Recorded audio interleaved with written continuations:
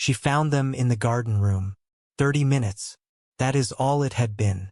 30 minutes since she had stood at the altar and heard herself say the words. 30 minutes since the guests had clapped and the music had swelled and her mother had pressed both palms to her own face and wept, or what looked like weeping. 30 minutes since the ring had been slid onto her finger by the man she had chosen above everything. And now she stood in the doorway of the garden room at the back of the reception venue, still in her dress, her train pulled behind her on the cool stone floor, and she understood in a single terrible instant that the two people in front of her had not just arrived at this moment together. They had been here in one form or another for a very long time. Her mother's head was on her husband's chest. His hand was in her mother's hair. They were not kissing. They did not need to be. The posture said everything. The ease of it said everything. The way neither of them flinched or pulled away immediately when they heard the door open, as if even in the presence of disaster, the body will not surrender what it has claimed. That said the rest. Adiz did not scream. She did not drop to the floor. She did not do any of the things that grief is supposed to do to a body in the first seconds of its arrival.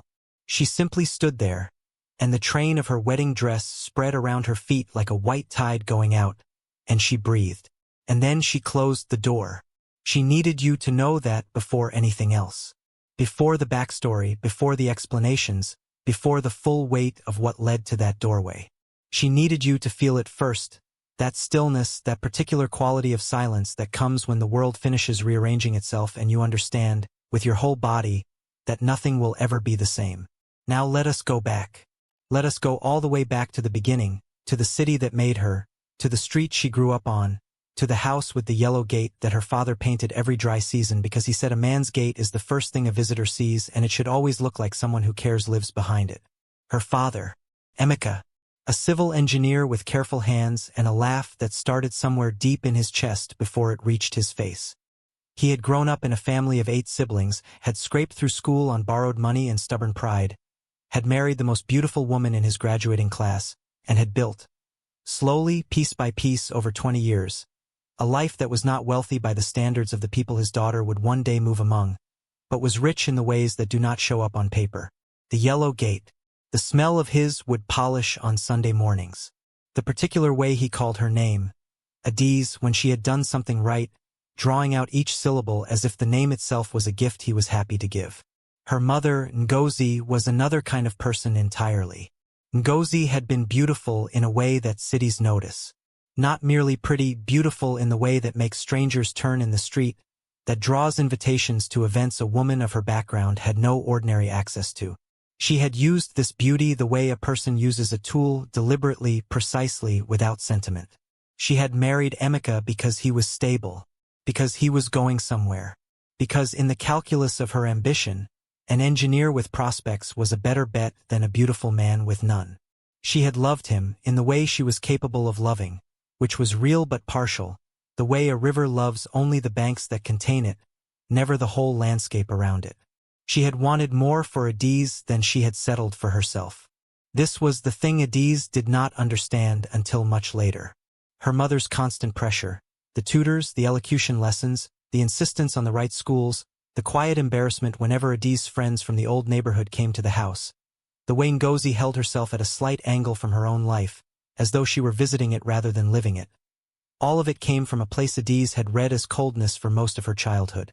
It was not coldness. It was a hunger that had never been fed. A hunger that Ngozi had decided, before Adiz could walk, would be satisfied through her daughter instead. Adiz grew up between these two forces, her father's warmth and her mother's ambition.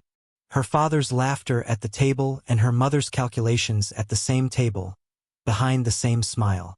She loved them both. She was shaped by both. And she became, in the particular way that children of complicated households become, very good at reading rooms, at knowing what someone needed before they asked, at making people comfortable, at watching. She was 26 when she met Tobshaku-Ease. Everyone called him Toby.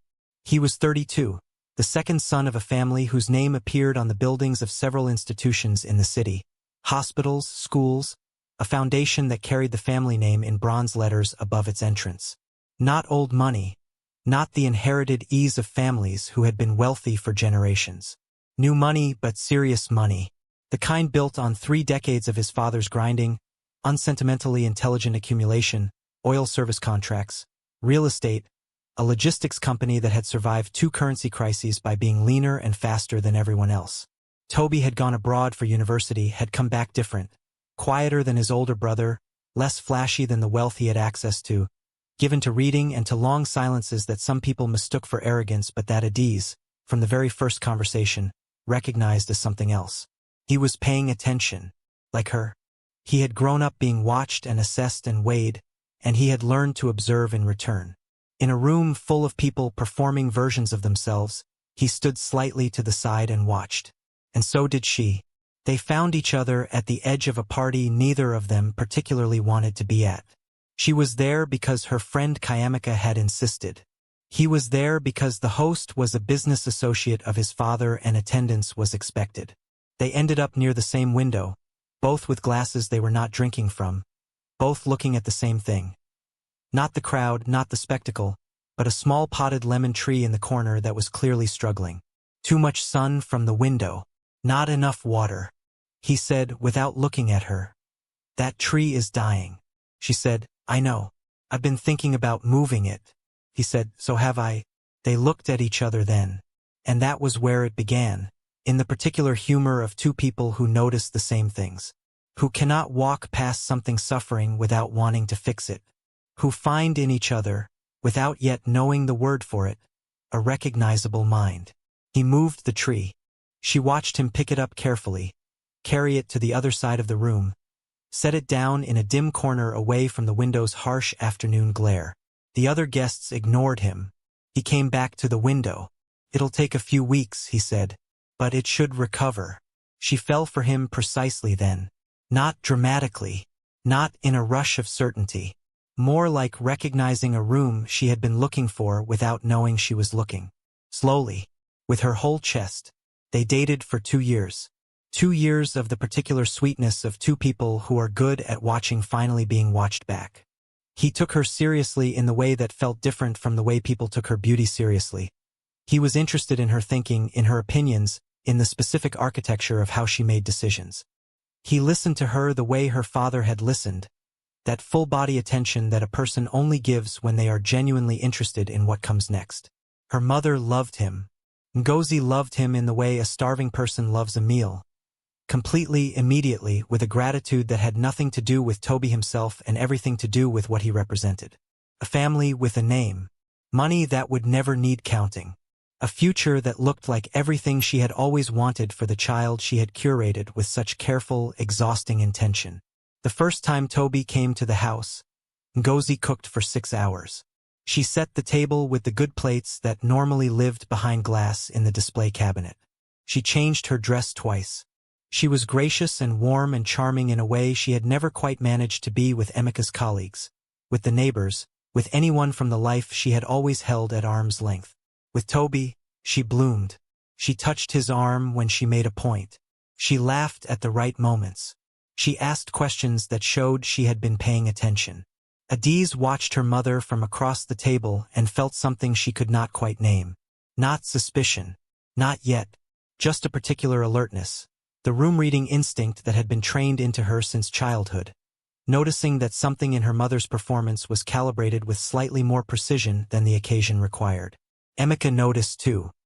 He was quiet at dinner that night. More quiet than usual. And when Toby had gone and Ngozi was clearing the plates with the bright energy of a woman who had just done something that felt like winning, Emika stood in the kitchen doorway and watched his wife with an expression Adiz had never seen on his face before. Not anger. Not hurt. Something more private than either. Like a man recalculating a distance he thought he had already measured. He caught Adiz watching him. He smiled. The smile was a version of the real smile, the shape was right, but the warmth had moved somewhere deeper, somewhere less available. He's a good man, Emika said. And then he went to bed early. That was the first thing Adiz filed away without knowing she was filing it. The engagement happened on a Tuesday evening. Toby took her to a small restaurant. Not the most expensive place in the city, nothing showy. A place run by an elderly woman who had been making the same soup for 40 years and whose daughter had added a few tables and some soft lighting and called it a restaurant. It smelled of crayfish and slow cooking and something warm and specific that had no name. He had brought the ring in his jacket pocket and he did not kneel, because he had asked her once what she thought of public proposals and she had said they reminded her of additions. So he put the ring on the table between them and he said, "I want to keep doing this for the rest of my life." And he meant the talking, the noticing, the tree moving, the Tuesday evenings. He meant the specific life they had already started building. She said yes with her whole body. The wedding planning took 8 months. 8 months that belonged primarily to Ngozi. This was the thing Adiz would look back on later and understand differently. Her mother had poured herself into the planning of this wedding with an intensity that went beyond maternal joy, beyond a mother's pride in her daughter's happiness. Ngozi had opinions about everything: the venue, the color scheme, the fabric of the tablecloths, the flowers, the menu, the order of events. She was at every vendor meeting. She had the photographer's number saved as a favorite in her phone. She and Toby's mother, a composed, reserved woman named Uchenna, had several meetings that Adiz was not present at, ostensibly to discuss logistics, though when Adiz asked about their content her mother was always slightly vague in a way that felt curated rather than forgetful. Toby noticed the intensity too. He said to Adiz one night, carefully, the way he said anything that required care, "Your mother seems very invested." And Adiz, who loved her mother and had spent a lifetime finding explanations for her behavior, said, "She just wants it to be perfect. It's what she always wanted for me." Toby was quiet for a moment. He said, "Yes, I know. That was the second thing." What Adiz did not know, could not have known because she had not been told, because the information had been quietly, deliberately kept from her, was that her mother and Toby had met before. Not briefly, not in passing, not the way people in a shared social world occasionally cross paths. They had met 3 months before Adiz and Toby met at the party, at a charity event hosted by the Ease Family Foundation. Ngozi had attended as part of a women's professional network she belonged to. Toby had been there representing his family. They had spoken for nearly an hour at the drinks reception. About what, exactly, they would not have been able to say afterward, the way conversations at those events blend into each other, but they had noted each other, found each other interesting, exchanged details on the pretext of a professional connection. Ngozi had not mentioned it because it had seemed irrelevant at the time. By the time it became relevant, the not mentioning had become something else. There is a particular kind of silence that starts as an oversight and becomes a choice and then becomes, so gradually that the transition is invisible, a secret. Ngozi had told herself, through the 2 years of the courtship, through the engagement, through the 8 months of wedding planning. She had told herself that it simply had not come up, that there was no good moment to mention it, that bringing it up now would only seem strange, would only create questions she did not want to answer, would only complicate something that was going beautifully. What she did not examine, because examining it would require a kind of honesty about herself that Ngozi had never been entirely capable of, was why she wanted Toby to be in that room so often. Why she volunteered to take items to his office when she could simply have messaged his assistant. Why she found reasons to call him directly rather than through Adiz. Why she dressed differently on the days she knew she would see him. Why the brightness in her that appeared at his name was a different quality of brightness from anything else in her life. She told herself it was nothing. She told herself it was the proximity of something she had wanted for her daughter, bleeding over into her own feelings in an ordinary maternal way. She told herself a great many things in the quiet of her own head, and the telling was practiced and persuasive, and she half believed it. Emeka said nothing. This was the extraordinary thing about Emeka. He noticed, he had always noticed, from that first dinner, from that first careful smile that cost him something to produce, and he said nothing. Not because he did not see.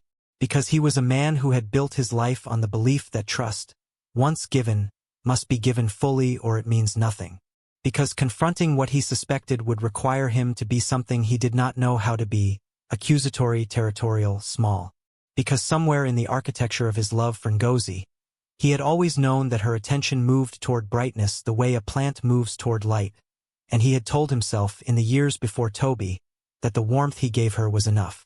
He watered the yellow gate that dry season as always. The morning of the wedding was clear and warm with the kind of sky that looks too perfect, too precisely blue, like the day itself is performing for an audience. Adiz stood in front of the mirror at 6 in the morning while her aunts and cousins and Kayamika moved around her in their various states of preparation, and she looked at herself in the white dress, the one she had chosen herself without her mother's input, the one that felt like her rather than the occasion, and she felt something close to complete. Not quite. Not the way you feel it in films. More like a deep quiet. A sense of having arrived somewhere after a long journey, even though she knew the journey was only beginning. Her father came to her at 6:30. He knocked on the door even though it was open. He came in and stood behind her and they looked at each other in the mirror, his careful hands on her shoulders, his face doing the thing it always did when something moved him too much for the laugh to come. He did not make a speech. He said only, "You are exactly who you were supposed to be. And I have never been more glad of anything." She held his hands against her shoulders and they stayed like that for a moment in the mirror, and the morning light came through the curtains and lay across the floor in long pale bars. Ngozi came in shortly after, already fully dressed, already arranged into the performance of the day. She looked at Adiz with an expression that was genuinely warm. Whatever complicated thing lived underneath Ngozi's warmth, the warmth itself was real, and in that moment it was real, and she adjusted one of the pins in Adiz's hair with a precision that was itself a kind of tenderness, and she said, "Today is the day everything I wanted for you becomes real."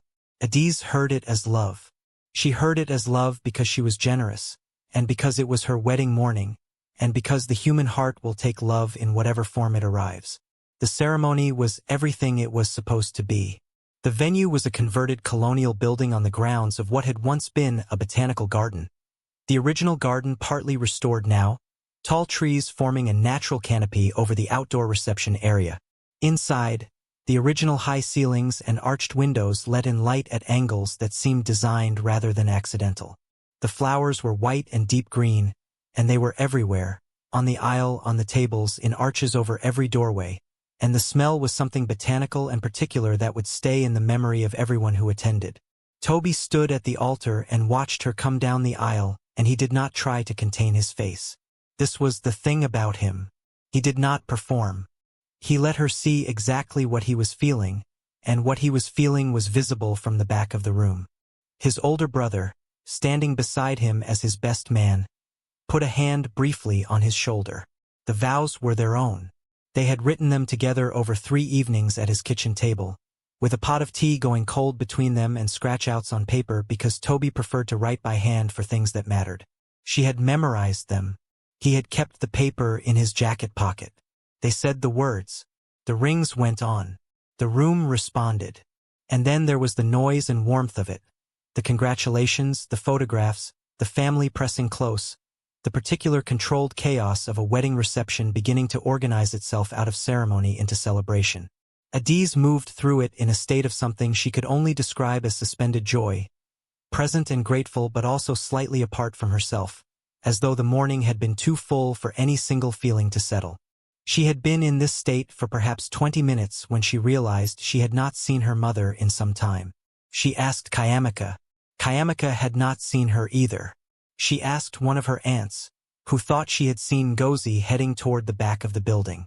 The back of the building, past the main reception hall, past the catering station, through a short corridor with tall windows that looked onto the garden, was where the venue's smaller event rooms were. One of them, the garden room, had been used that morning as a staging area. It had a door that opened onto the garden itself. Adiz went to find her mother. The train of her dress pulled behind her on the cool stone floor of the corridor. The noise of the reception faded behind her. The corridor was quiet in a particular way, the way of a place that is slightly removed from where people are, that holds the sounds of a large gathering at a slight distance and makes them into something muffled and abstract. She pushed open the door, and she found them. 30 minutes. That is all it had been. She closed the door. She stood in the corridor with her back against the door and she breathed. The train of her dress lay around her on the stone floor. From behind the closed door she heard nothing. From behind her, at the end of the corridor, she could hear the music of her own reception, the voices of her guests, the particular sound of a room full of people who believed the ceremony they had just witnessed was the whole truth. She breathed. She thought, and she would remember this later with a kind of wonder at her own mind's capacity for order in the presence of destruction. She thought, I need to understand what I actually saw before I do anything. She thought, I need to be sure. She thought, I need to not collapse in this corridor in my wedding dress, because I do not know yet what is true and I do not want to destroy things that might not need destroying. She straightened her back. She walked back to her reception. She found Toby near the bar, talking to his father's business partner. She came to him and he turned and his face did the thing she loved. Opened toward her, became simply glad. She put her hand on his arm. She said, quietly, into the space between them, can we go somewhere private for a minute? He excused himself without hesitation. They went to a small anteroom near the entrance. She closed the door. She stood in the middle of the room and she looked at him and she said, with the particular careful steadiness of someone who has decided that truth is the only bearable option, I found my mother in the garden room. With you. She stopped. She stopped again. She found herself needing to reassemble the sentence. Something was happening. I found her with someone who, and then she stopped because she realized she was not making sense. She looked at him. His face had gone very still. He said, what did you see? She told him what she had seen. He sat down on the edge of a chair and he put his hands on his knees and he looked at the floor. The silence lasted long enough that she began to be afraid. He said, finally, there's something I need to tell you. There are things I should have told you before today. His voice was very quiet. The quality of it, the carefulness, the weight of it, told her before the words did that she had not yet arrived at the full shape of what was true. He told her. He told her that her mother had come to his office 4 months ago. Not the first time she had been to his office, she had been several times on the various pretexts the wedding planning provided. But this time she had come alone and she had closed the door and she had sat down across from him and she had said, with the directness of a woman who has decided that oblique approaches have limits, I need you to know that I have feelings for you. Not maternal feelings. I need you to understand what I'm telling you. He said, his eyes still on the floor. He had been shocked into silence. And then he had been, under the shock, ashamed. Because it was not entirely unexpected. Because he had noticed the way she looked at him and had told himself, the way people tell themselves things that are convenient, that he was imagining it, that it was simply warmth, that it was a mother's particular investment in her daughter's happiness. He had told himself a version of it that he could live with, rather than the version that required him to act. He had told her, that day in the office, that he was marrying Adiz, that what Ngozi was describing was not possible, that he needed her to keep this between them. And Ngozi had nodded and stood up and said, of course, I understand. Forgive me. And she had left. And he had not told Adiz. This was the thing. This was the weight of it. He had not told Adiz because he had told himself that the situation had been handled, that Ngozi had accepted the boundary, that telling Adiz would only cause pain for a situation that was now resolved. He had protected, he said quietly without defense. He had protected his own comfort and hers, or he had told himself that. And now he was sitting on the edge of a chair in a small room in his wedding clothes and he was looking at the floor because he could not look at her. She stood very still. She did not move for a long time. Then she said, how long has this been going on? Not the feelings, she meant the knowing. How long have you been carrying this? For months, he said. The number sat in the room between them like an object she could not pick up. For months, she said. The whole final stretch of the engagement. The final dress fitting. The ceremony rehearsal. The night before last, when they had sat on the roof of his house and talked until 2 in the morning about what they wanted their life to look like. He had been carrying this through all of it. She sat down on the floor. Not in distress. Just because her legs had made a quiet, unilateral decision to stop holding her up, and the floor was there. She sat in the middle of the room in her wedding dress and she put her hands in her lap and she looked at her rings. He slid off the chair and sat on the floor with her. They sat on the floor together and the music of their reception was audible through the wall, and people were laughing out there, and glasses were being raised. She said, do you love me? He said, yes. Without any pause. Without qualification. She said, did you ever respond to her in any way that was not what you told me just now? He said, no. I swear to you, I didn't. That day in the office was the only time anything was. He stopped. It was the only time anything was said directly. She believed him. She believed him not because she was naive, not because love had rendered her credulous, but because she knew how to read people, and she was reading him now. Reading his body, his stillness, the particular quality of his shame, which was the shame of a person who had failed by omission, by cowardice, not by action. She believed him, and the believing of him was not a relief. It was simply one part of the map becoming clear while everything else remained obscured. She said, "I need to speak to my mother." He said, "I'll come with you." She said, "No. This one I do by myself." She stood up. She smoothed her dress. She looked at herself briefly in the small mirror on the wall of the anteroom. The face that looked back at her was composed in a way she was not fully in charge of. The body doing what the body knows to do when the self is not yet ready to feel the full weight of things. She looked at him. She said, "Don't come looking for me for the next 30 minutes. Let the guests celebrate. Don't make this visible yet." He nodded. She went to find her mother. Ngozi was back in the main reception hall by then, moving among the guests with the practiced ease of a woman who has spent a lifetime performing composure. She was talking to two of Toby's aunts, holding her glass of champagne in both hands, smiling at something that had just been said. She saw Adiz coming, and her smile adjusted in a way that only Adiz would have noticed. Adiz said, quietly at her shoulder, "Let's take a walk." They went out through a side door into the garden. The afternoon light was warm and long. The trees made shade in patches across the grass. Somewhere beyond the wall of the garden, the city went about its business with complete indifference. They stood facing each other on the grass. Adiz looked at her mother. She had known this woman for 26 years. She had been carried in this body. She had been shaped, carefully, exhaustingly, sometimes painfully, by the ambition and the hunger and the complicated love that this woman had always had for her. She looked at her mother and she saw, for the first time, not the role but the person. Not the mother but Ngozi. A woman who had been beautiful in a way the world noticed and had used that beauty as the only currency available to her. A woman who had chosen correctly and unhappily and had learned to live in the space between those two things. A woman who had transferred her hunger to her daughter and had then found herself at 53 years old, standing in close proximity to the life she had always wanted and had only been able to want on behalf of someone else. It did not excuse any of it. It did not make what Adiz had seen in that garden room into something smaller, but it made it human. She said to her mother, "I know." Ngozi went completely still. She said, "How much do you know?" Adiz told her. The garden room, the conversation with Toby, all of it. Ngozi looked away, across the garden, at nothing in particular.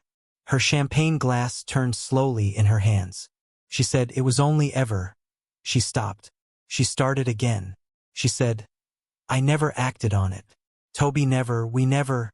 Adiz said, "I know that. He told me." Ngozi closed her eyes. She said, "I don't know when it happened. I swear to you I didn't plan for any of this to." Adiz said, "I need you to stop explaining it, and I need you to tell me one true thing. Were you in love with him? Are you?" The question landed in the garden like something thrown at a window. Ngozi's face moved through several things, denial starting and stopping, the reflex of self-protection engaging, and then, beneath Adiz's gaze, failing. Because Adiz was watching. Because Adiz had always been watching. Because this was the one person in the world who had been trained, from the beginning, on the specific frequency of Ngozi's truth. Ngozi said, "I don't know what I am. I know that I—" She stopped. She said very quietly, "I think I became confused about what I wanted for you and what I wanted for myself. I think I've been confused for a long time." Adiz said, "Yes, I know." They stood in the garden of her wedding reception, and the afternoon light moved slowly across the grass, and neither of them spoke for a while. Then Adiz said, "I need you to leave. Today. After the reception. I need you to go home, and I need you to not contact Toby, and I need you to give me time. I don't know how much time, but I need you to give me all of it that I ask for." Ngozi said, "I understand." Adiz said, "And I need you to tell Baba. He deserves to know what has been happening in his house." At this, Ngozi's composure cracked in the way that solid things crack. Not gradually, not with warning, but all at once. completely in the space of a breath. Her face folded. The champagne glass shook in her hands. She said, "Please don't ask me." Adiz said, "I'm not asking you. I'm telling you what needs to happen." He has known Mama in the way he always knows things, and he has stayed quiet in his way, and he deserves to hear it from you. Ngozi covered her mouth with her hand. The sound she made was not crying, not quite. It was the sound of a person understanding the full cost of a choice they have been pretending not to have made. Adiz looked at her mother. She felt. She would describe this later, in the months of difficult private accounting that followed. She felt grief and love and fury and a strange, exhausting tenderness, all of them present simultaneously, none of them dominant. She felt like someone who has been shown a map of a country they thought they knew and has found that the country is larger and stranger and more inhabited than the map suggested.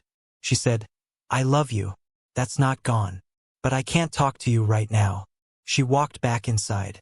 What happened next did not happen in a single day or a single week or a single dramatic scene. This is the part of the story that the world tells wrong, the part where it implies that revelation is resolution, that the moment of discovery is the moment of clarity, that everything after the confrontation in the garden is somehow simpler because at least now it is known. It was not simpler. Adiz and Toby left for their honeymoon as planned, because she had decided. In the small anteroom on the floor in her wedding dress, with the music audible through the wall, that she would not allow the actions of other people to take this from them. The honeymoon was not a fairy tale. It was two people learning to inhabit a new and significantly more complicated version of their marriage than the one they had arrived at the ceremony believing they were entering. There were long walks where not much was said, and that was the right thing. There were evenings where she cried and he held her without trying to fix it, which was the only correct response and which he managed because he knew her. There were conversations that went until the small hours about things that were not the direct subject, about trust, about what omission costs, about the specific texture of being failed by someone you love in a way that does not cancel the love but permanently changes its shape. She did not know for the first 3 months whether the marriage would survive. Not because of what Toby had done, the not telling, the 4 months of carrying a thing he should have shared. This was real, and it cost them something, and it took time to work through in specific and unglamorous ways. But she had decided, on the floor of the anteroom, that she was not willing to let a lie she had not told and an action she had not taken and a feeling she had not had destroy something real that she and Toby had built together. She had decided to choose the marriage the way you choose to water a plant that is struggling, daily, patiently, without the certainty of outcome. What she was less certain about was her mother.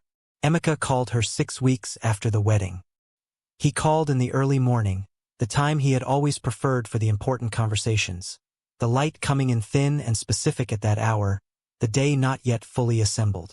She answered immediately. There was a quality to his voice that she recognized, the one she had heard in small fragments over the years, the voice he used when he was saying something true rather than something managed. He said, "Your mother told me." She said, "I know she was going to." He said, "I knew. You know I knew." She said, "Yes." There was quiet on the line. He said, "I want you to know that your mother and I are going to be all right. Not right now, but eventually. We've been through things before." She said, "Baba?" He said, "Let me say this. I need you to know that whatever is broken between you and your mother, that is its own thing. Don't let my story with her become the ceiling on your story with her. A child's relationship with her parent is not the same as a man's relationship with his wife. They don't have to end the same way." She held the phone and she looked out the window at the morning. She said, "How are you?" He said, "I am sitting in the garden. The yellow gate needs painting again." And something in that sentence, the specific, ordinary, persisting fact of the yellow gate, undid her entirely. She pressed her hand over her mouth and a sound came out of her that she had not expected. He waited. He said, "I'm here," she said when she could. "I'm so angry." He said, "I know." She said, "Not at you. Just in general. At how things can be." He said, "Yes. That's a reasonable place to be." She said, "Does it get less?" He said, "It changes. It becomes something you carry differently. Not lighter necessarily. Just differently." She held the phone until he said he should let her go, and she said goodbye, and she sat with the morning for a long time after. The reconciliation with her mother did not come quickly or cleanly. Ngozi came to Adi's house 4 months after the wedding. She did not call ahead. She stood at the gate in the mid-morning with a bag of things, her daughter's favorite groundnut soup, the kind that took most of a day to make properly, and some other things, and she pressed the bell and she waited. She was wearing no makeup. Her hair was done simply. She looked. Adi's, coming to the gate, registered this before she could stop herself. She looked like a person who has spent several months putting something down. Adi's opened the gate. Ngozi came in. She did not make a speech. She sat down at the kitchen table and she said, "I've been seeing someone. A counselor. I've been trying to understand, not to excuse it, but to understand it. Why I am the way I am. What I've done." Adi's sat across from her. Ngozi said, "I was jealous of my own daughter. That is what I have had to face. Not in a way I could have named before. But I wanted your life. I had been wanting it since before you had it. I had been planning it for you because it was the only way I knew how to want it without it being a shameful thing. And then when he arrived and it was real and he was in our house and I could see it, I lost my way. I completely lost my way." Adi's looked at her mother. She said, "I know." Ngozi said, "I'm not asking you to forgive me today. I'm asking you to let me show you, over time, that I understand what I did. That I am trying to become someone who wouldn't." Adi's was quiet for a while. She said, "The soup smells right." Ngozi looked at her. Her eyes filled. Adi's said, "You always put too much utazi in when you're rushed. This one has the right amount." Ngozi pressed her lips together. They sat in the kitchen while the smell of the soup moved around the room. It was not forgiveness, not on that day. It was something earlier than forgiveness, the first small step in the long walk back toward each other. The tentative, uncertain, profoundly human work of two people deciding to try. Toby came home that evening to find them at the kitchen table. Not talking much, just present in the same space. His wife and her mother. The air between them specific and careful and alive with the particular effort of something being rebuilt. He read the room in one glance, which was one of his gifts, and he said simply, "I'm glad you're here," and he went to hang up his jacket, and the three of them ate the groundnut soup and the evening passed. The business of what Toby had not told her, the 4-month silence, was addressed differently and privately. It was addressed in the specific and unglamorous way of people who have committed to accountability.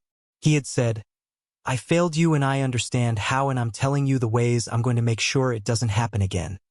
Not as a performance but as a series of daily choices. And she had watched those choices being made over weeks, over months, in small and invisible ways, and the watching had slowly become believing, and the believing had slowly become something that felt like the original trust, except deeper, the way a bone healed after a break is said to be stronger at the break site than anywhere else. The yellow gate at her father's house was painted at the start of the next dry season. Adi's came home one weekend and found her father on a stepladder with a roller and the particular expression he always wore when doing physical work. Concentrated, unreachable, entirely at peace. The gate was half done. The old yellow had faded at the edges and the new yellow was brighter, fresher, overlapping the old in places where the coverage was uneven. It would need a second coat. She stood at the bottom of the ladder and watched him. He painted. The brush strokes were careful and even. The sun was warm. He said, without looking down, "Hand me the can?" She handed him the can. He painted. She said, "How is she?" He said, "She's better. She's trying." She said, "And you?" He was quiet for a moment. He said, "Do you know what I've always loved about this gate?" He did not wait for an answer. "It needs painting every year without exception. And every year some version of me stands on this ladder and does the work, and when it's done it looks exactly like itself again. Not new, not changed, just exactly as it should be." She understood what he was saying. She held the base of the ladder while he finished the top half. In the end, and when she spoke about this later to Kayamika, to herself in the long private accounting of what that year had been, to the version of herself that was now on the other side of it, in the end, what stayed with her was not the image of the garden room and the posture of betrayal and the train of her dress on the cold stone floor. That image was there. It would always be there. Some things do not disappear. They simply find a quieter place to live.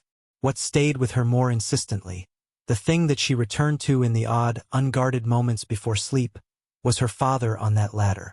The careful brush strokes, the way he said exactly as it should be, the profound, ordinary stubbornness of love that keeps showing up with the paint can even when the reasons to put it down are reasonable.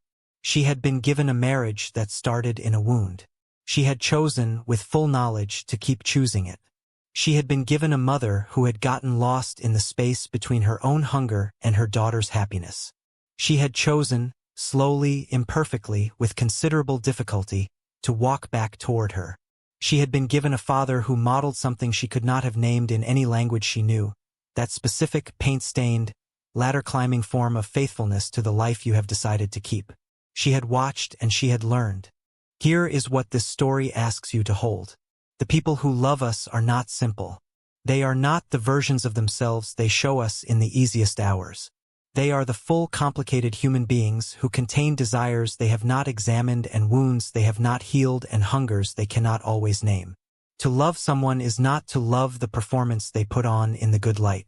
It is to know that the performance exists and to choose the person beneath it anyway, not blindly, not without limit, but with your eyes open and your own wounds accounted for. The second thing this story holds is about omission, about the particular harm of the truth withheld. Toby did not lie to Adiz in the way that the word lie usually means. He simply did not tell her something that belonged to her. He told himself a story about why the not telling was kindness. It was not kindness. It was the particular cowardice of choosing his own comfort over her right to know what was happening in her own life.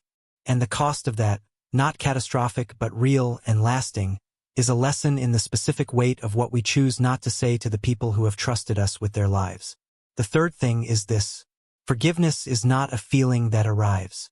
It is a series of small choices made again and again in the ordinary hours, at a kitchen table with a bowl of soup that has the right amount of utazi, at the base of a ladder on a dry season morning, in the particular daily decision to keep showing up rather than to keep score.